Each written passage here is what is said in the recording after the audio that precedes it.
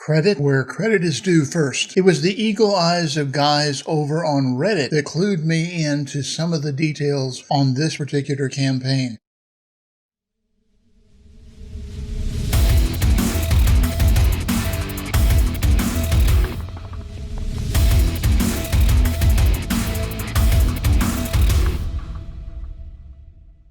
Do you believe in magic? Apparently, these people did out of Melbourne, Australia, because they named their project Magic Cup, an auto-mixing, no battery, no electricity required. Now, before everybody says right away that this was impossible, I will state categorically that this product would work as depicted. It has to do with the way science sets up magnetism, temperature, and whether or not those things could be then utilized to make something stir in a liquid. Basically, what they would say is you should take a cup of hot water, and using the difference in temperature of the hot water versus, I guess, the coolness of the item that you are trying to stir, you would then find that with magnets, it would make it stir, and then everything would be all right. Please note that this item is not FDA approved, it's FDA cleared or its equivalent, but that's okay because it probably is relatively harmless. It doesn't take much to get one of these mugs, as you can see here, and it is, of course, in that mug where the magic was supposed to happen. Basically, it consisted of a tank with a rotor. It was all food grade, which I would hope so because you're putting stuff you're about to drink in it, and it had a non-slip base, which was a pretty good idea.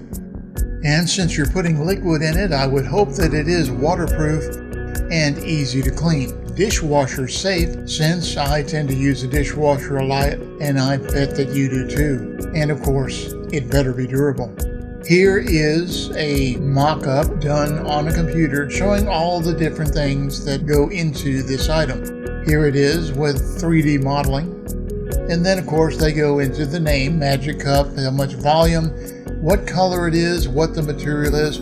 They really wanted to make sure that you were on the same page by saying the same things over and over, something we've seen quite a few times. They obviously have taken the time to make one because here's a photograph of one. But when you get into the discussion, people began saying that they questioned it because these people took my mantra of, is it available someplace else, to new heights, and started talking about it and telling other people in the campaign that this was happening. For instance, you could get that same item because you look at that photograph and tell me whether or not it's the same.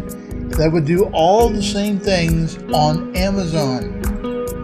And in fact, they even looked at the way it was broken down on Amazon and saw all the same features. All of them, including the same pictures it looked like being used in the campaign. What else did we discover?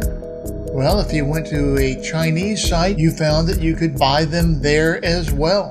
Not only was this available someplace else, but you could get it right away. You didn't have to wait for the crowdfunders.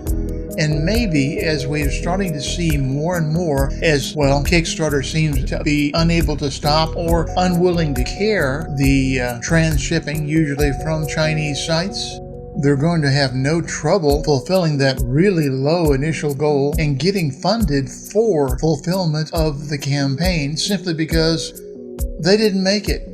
These people in Melbourne, Australia didn't make this from scratch at all. It's not original. We're seeing this more and more.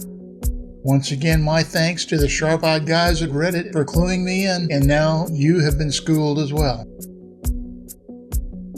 This has been Crowdfunding Hell.